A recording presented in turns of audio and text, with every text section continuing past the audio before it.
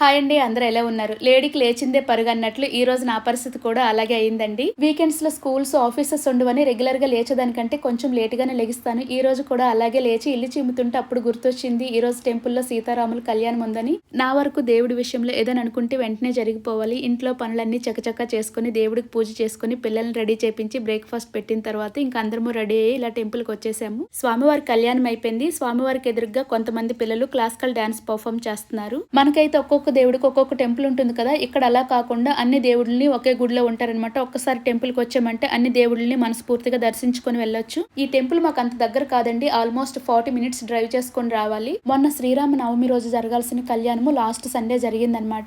ఈ టెంపుల్ లో ఏ దేవుడి కళ్యాణం అయినా ఈ కళ్యాణ మండపం పైనే చేస్తారు. కళ్యాణం చూడటానికి వచ్చిన భక్తులందరికీ పానకంతో పాటు మహాప్రసాదం కూడా పెట్టారు. మేము కూడా ప్రసాదం తీసుకుని తిన్న తర్వాత ఇంటికి బయలుదేరాము లడ్డు కొనుక్కొని. వీడియో నచ్చితే లైక్ చేసి సబ్స్క్రైబ్ కూడా చేసుకోండి.